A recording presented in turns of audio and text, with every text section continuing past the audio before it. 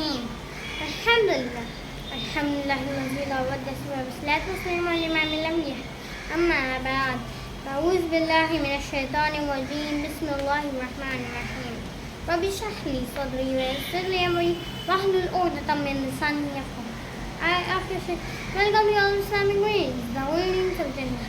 Assalamu alaikum wa rahmatullahi wa barakatuh. With peace, mercy and blessings of Allah subhanahu wa ta'ala be upon all of you. Today we are here on the topic of namaz की फजीलत.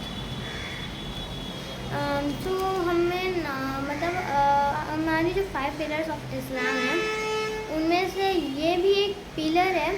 5 pillar of Islam से सबसे main pillar of Islam क्या है? सबसे main pillar of Islam है सलाह, नमाज. और इस नमाज में भी एक हदीस है और हमारे प्यारे मोहम्मद सल्लल्लाहु अलैहि वसल्लम कहते हैं कि नमाज मेरी आँखों की ठंडक है. नमाज सलाह is my coolness of eyes. और इस नमाज के ऊपर एक हदीस भी है अस्सलातु नूर, नमाज एक रोशनी है. हमारे आँखों की ठंडक होती है नमाज.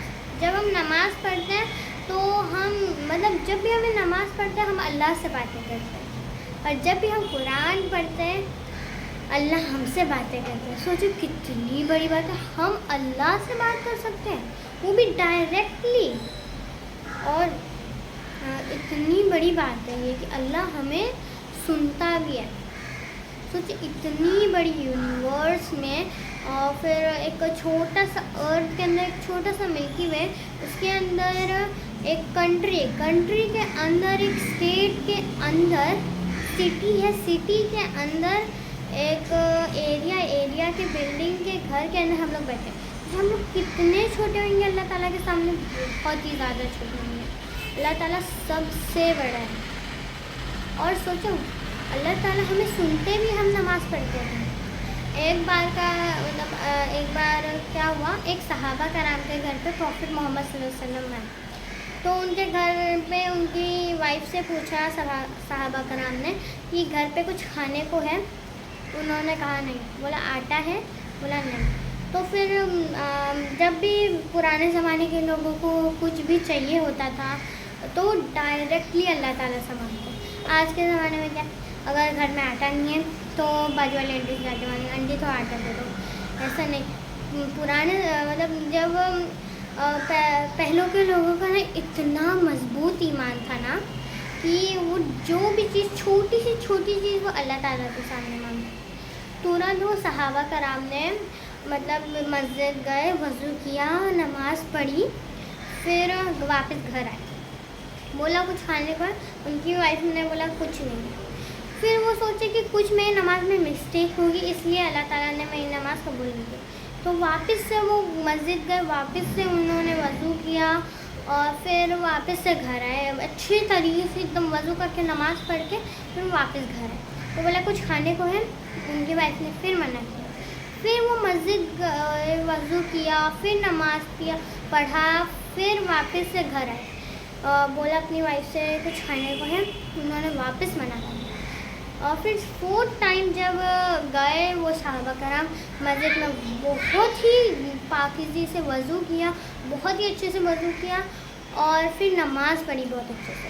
फिर वो घर आए तो क्या देखते हैं कि एक वो चक्की होती है ना जो जिसमें पहले के ज़माने में ऐसे गोल गोल घुमा के पीसते थे आटा, उससे पूरा घर भरा हुआ है. उनकी वाइफ परेशान है, मैं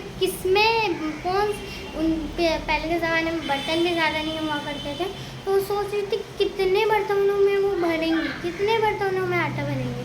तो वो चलते जा रही थी, बन ही नहीं हो रही थी. जब वो सहाबा कराम ने उनको हाथ लगाया तो वो चक्की बंद हो गई.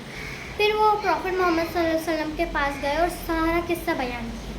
तो प्रॉफिट मोहम्मद सल्लल्लाहु अलैहि वसल्लम ने कहा अगर तुम वो चक्की को हाथ से रोक के बंद नहीं करते ना तो वो क़यामत तक के वैसे ही चलती रहती. और वो दुनिया वालों को देखते वो दुनिया वाले की नमाज़ पढ़ने का ईमान कितना मजबूत होता है. और हमें भी ज़रूर नमाज़ पढ़ना चाहिए, 5 वक्त की नमाज़ पढ़ना चाहिए. सोचो کہ نماز پڑھتا ہے تو کتنی اتنی بڑی فضیلت ہے. نماز پڑھنا ہی مین فضیلت ہے.